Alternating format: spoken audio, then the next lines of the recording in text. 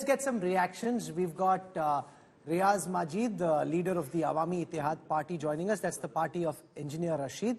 We've got Najmu Shakib, spokesperson of the People's Democratic Party. Omar Abdullah, the NC and the Congress decided they will stay away from this exit poll. Tehseen Poonawalla joins us, political analyst who leans towards the Congress. Oh, for a moment I thought Tehseen had joined one of the Kashmir parties when I saw him on screen. But good to know that he's still around. Welcome, Tehseen. Okay, I want to go across to Riaz Majid. Wish I will not disappear. I want to go across to Riaz Majid first.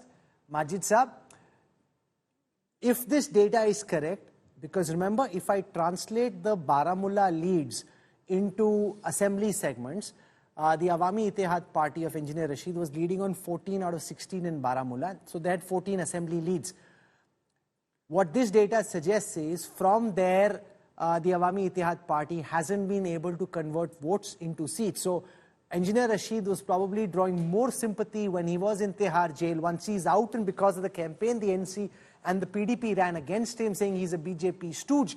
That, according to this post-poll data, seems to have gone against your party, Riaz Majid. Well, thank you very much for having me here.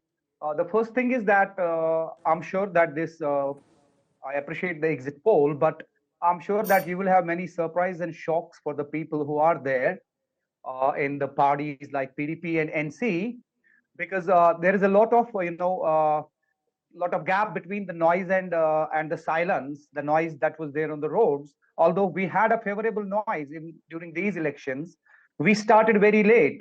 Our party Supremo, he was lead just a couple of days before the first phase of the elections. But despite that, we are very much optimistic that we will have a good and a formidable number of representatives in the Legislative Assembly. So it's not a matter of not converting. See, it's not all about winning the seats. AIP right now has emerged as a third option, a formidable third option that cannot be just, looked over. So that is the best part of it.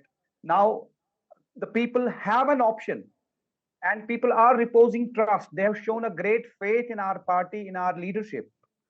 Okay, and so Tehseen Poonawalla, if the that's what frustrated. Sorry, one sentence. I'll come back to you. I'll come back to you. One sentence only. That is what frustrated parties like NC and PDP, and that's why they keep saying that Engineer Rashid is a BJP, stooge or whatever word they may use, right? Because it is their frustration, mere frustration. They are scared to the core. Tehseen Poonawalla, if the NC ends up with 33, the Congress with 10, the Congress would have proven to be the Kamzor Kadi.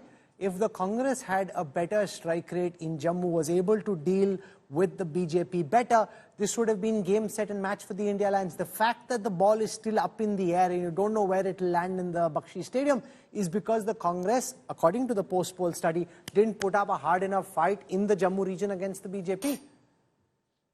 Also, at the onset, let me take this opportunity to congratulate the Election Commission, the Government of India, and the peoples of Jammu and Kashmir, and for a fantastic election that was held in Jammu and Kashmir, a peaceful election. I hope statehood is returned fast to the state. I respect Yashwant a lot. I respect his numbers, but I do disagree with this. I do think the Congress performance in particular will be slightly better than Jammu. I do think that comfortably Omar Abdullah and Congress are forming the government in Jammu and Kashmir. I do believe this firmly. And I also do believe that PDP will not get as many seats are being projected to her. I think the people, even in the valley, will not vote for the PDP. I think except for one odd seat or two odd seats, because people in the valley have not forgotten. I think one factor everyone is forgetting. Who got the BJP into the valley and into governance, thus creating all the chaos? It was Mufti Saab, and after that, Mehbooba Mufti ma'am. After Mufti Saab passed away, Mehbooba Mufti ma'am continued to defend Prime Minister Modi and Rajnath Singh ji and Amit Shah ji. She was chief minister in that government. So people haven't forgotten the fiasco. They also remember that when the Congress and NC did offer to form a government, when BJP pulled out, Mehbooba Mufti did not respond to it. And it was only that last minute she went running to Satpal Malik, that fax machine miraculously did not work. So Mehbooba Mufti's role has been very dubious in my opinion. Yes, she's a part of the India Alliance, but as an analyst, I don't trust Mehbooba Mufti, and I think that's been a dubious role with regards to BJP, and I think she won't get those seats even in the valley. So I think Congress will get more in Okay, I need to pause you because Yashwant needs to go to Aaj Tak. But before you go, I want to get you to respond to the issues why people chose a particular party that they did. and the fact that, like in Jammu, even in Kashmir, Article 370 doesn't seem to have been one of the big issues. So there's so much said on TV about Article 370, but it doesn't seem to have driven voter behavior. Yeah, it's surprising in that way that I was expecting that first election post Article 370 stuff is done, and I was expecting, honestly, inside 70-80% people saying, yo, this is the thing which we are voting for. And you know, and of course with the kind of extreme polarization that Valley would be saying that we voted against it and Jammu will say we voted for it. But honestly, I guess the bread and butter issues are more important than 370. And you know, there has had been a flip impact of Article 370 also, because once, others come in and grab lands, they were not able to do so in Kashmir Valley. They were able to do it in Jammu Valley. Whether in good ways or bad, I would have imagined that Article 370 would be a bigger issue, because that's been the BJP's It's been 5 years also. But I guess it's in its own way an issue. It is an issue. Let's not. It's not driving voter behavior. Pradeep, it is an issue. You see, if it was not an issue, the Valley parties would have also struggled. Please understand. The NC is not looked at very favorably when it comes to the issues which is highlighting, like employment, for example. People believe that the NCers did not provide necessarily employment. You may say it's your top issue. But if the BJP gets double, for example, if the BJP got double-digit vote share in the Valley, I would say yes.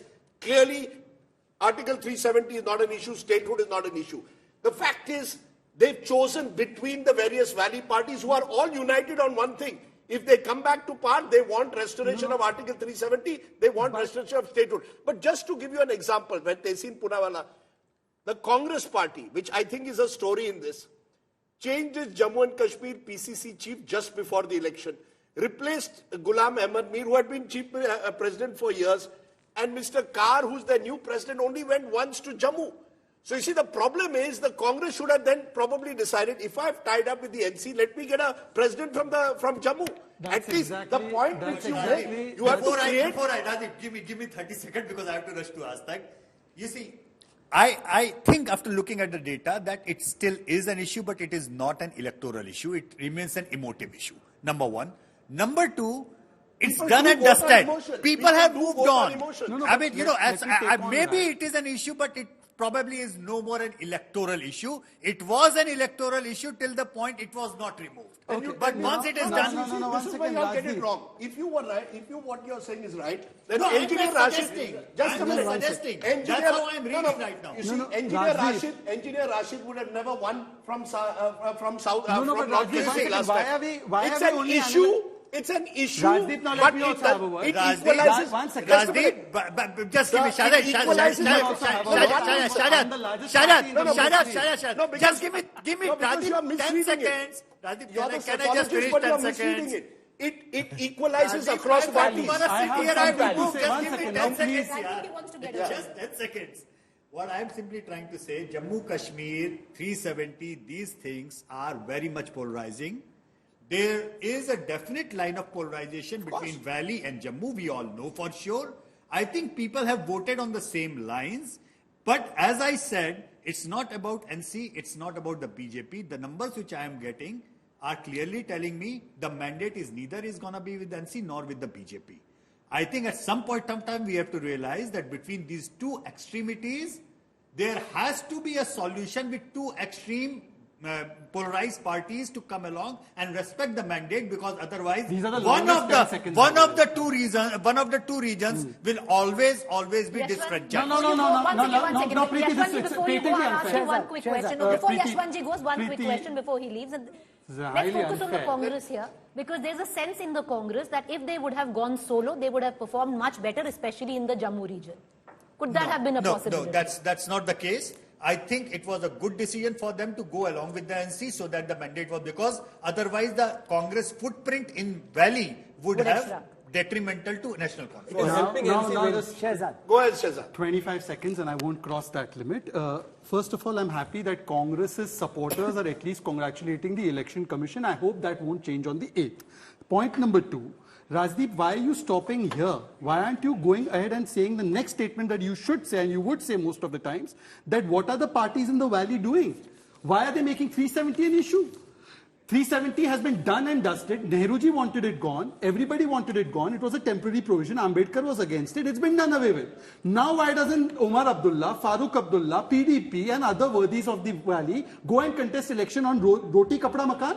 How come all our Lutyens, liberal experts stop telling the valley parties that, look, boss, Jammu is a more normalized place which votes on roti kapda makan, but you give this Kashmiri population this one thing about 370 chala gaya, tumhare paas kuch nahi bacha. How come we don't now school them and lecture them? You want me to respond? No, but why should we school and lecture anyone? Very simple. No, because we do. It's very simple. Usually do. We tell the BJP what agenda it should run. So, sir, I only reflect what I see on the ground. What I see on the ground was simply this. Article 370, frankly, if I'm a shikara wala, beyond a point, I'm very happy that tourists are coming, my business is doing well. Right. Article 370, when pitched along with statehood being removed, and I therefore make the distinction. Rajdeep. 1 minute, you wanted now an answer. Which statehood, which statehood being removed leaves the person in the Kashmir Valley feeling obviously attracted by the emotions that are spurred on by political parties, feeling that you've been left out. You've been short-seated, you're not being treated as an equal citizen. Right. It is a state, as I told Rahul in the start, which has a history, which is scarred, which is fraught, which is fragmented. It's not a normal state. Okay, Therefore, there's a problem, Shehzad. It's not easy. One second. It's not easy. Let the valley parties have their say. It absolutely is a democratic newsroom, and the valley parties haven't had a say. They must. Najmu Shakib joins us, spokesperson of the People's Democratic Party. We will find out on the 8th which one is the largest party. Najmu Shakib joins us from the People's Democratic Party. The problem here for Mehboobaji's party is that because of your alliance with the BJP in the past, the credibility of the PDP party and candidates seem to have come down in a way that the votes that the PDP earlier used to get have been transferred to the others. Now, whether it is the AIP or the People's Conference, they're the ones who've benefited, and the PDP is the principal loser in this post-poll study done by C-Voter. How do you look at the post-poll data? Absolutely wrong, Rahul. It's not the alliance factor, which is that post 2019, Mufti was single vote that was resonating. He was the only one who took BJP head on. She was the one who took BJP head on, and we had to pay a price for that. And the price was of our leaders from our party were either coerced to leave the party or were lured into different political parties. You have to remember that there were 3 political parties that were carved out of People's Democratic Party. Post 2019, there was a sort of a urge in Delhi to cultivate new political parties, as we call them, mushrooming of different political parties. And in this particular election, we see a total rout of those designs. All those political parties have been sort of decimated in this particular election. Yes, our performance is not, of what it used to be. I mean, this is the first election where PDP's graph will go down from 96. This is the first election. But we have to remember in 2014, the role was reversed. We got 28, close to 30 seats, along with Independence and National Conference got 14. So I think this is a reversal of 2014. This has nothing to do with alliance. But can I ask Najmu Shakib, can I press you to say there are a lot of the soft separatist vote, the Jamaat-e-Islami kind of vote, which the PDP benefited from in past elections. Now, if you've got Jamaat candidates as independents contesting, and if you've got the likes of Engineer Rashid's Awami Ittehad party candidates contesting, that vote has gravitated to the AIP and to the Jamaat candidates. Where does that leave the PDP? What's your promise? How do you bring these? How do you recover your lost vote bank? As far as Jamaat is concerned, look, we are very happy that historical wrongs are being righted. I mean, Jamaat was a mainstream political faction which used to contest elections. In 1987, Tehseen should be proud of it, rigging these candidates who were forced to then eventually pick up the gun. And as a result of that, thousands and lakhs of our youngsters are still lying in graves. We, as our political party, we are very happy with our performance. We have given a very, very tough fight.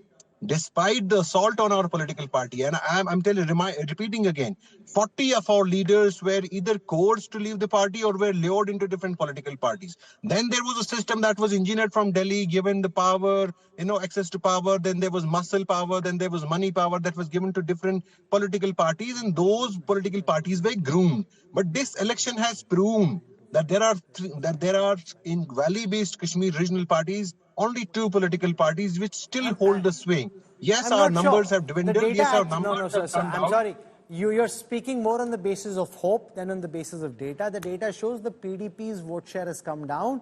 The data also shows, like Mayawati in Uttar Pradesh, the PDP faces an existential threat now. We know that Mehbooba Mufti, Ittehad, and the others are trying to revive this. Why our vote share went down? Because we have not contested all the seats we used to contest all 90 seats in Jammu and Kashmir. We are not contesting all the 90 seats in Jammu and Kashmir. Forget the Jammu seats. Look only at the Kashmir seats. Your vote share has come down even in Kashmir. I agree. So if your vote share has come down so substantially. And I agree that there was a systematic assault on our party. 40 of our leaders were coerced to leave our political party. So we are finding our feet again. But do you think we have put up a very tough fight despite the government's assault? No, but do you accept, Najmul Saab, that the 5 years, or what was it, 4 years that you spent with the BJP actually hurt you in the Kashmir Valley? It has been used by your rivals in the Kashmir Valley to project you as a power-hungry party in that period, and therefore some of your core voters have chosen to move to other parties who they thought were taking on the BJP in the valley. Look, Rahul, Congress was a sort of, was an outcast in 2014 when they hanged Afzal Guru, before a parliament election. So things do change. I mean, Congress was an outcast. So today, if some people feel that Congress is the messiah, well and good for them. And I mean, we agree, we are a part of India Alliance and we have nothing, against them. But all we are saying is that what was important. You're part of India Alliance? No, let me get that clear. You're part of India Alliance?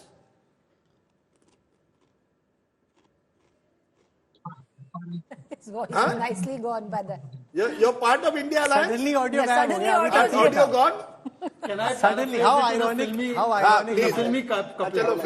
In India Alliance, they are hum saath hai. In Jammu Kashmir, they are hum aapke hai kaun.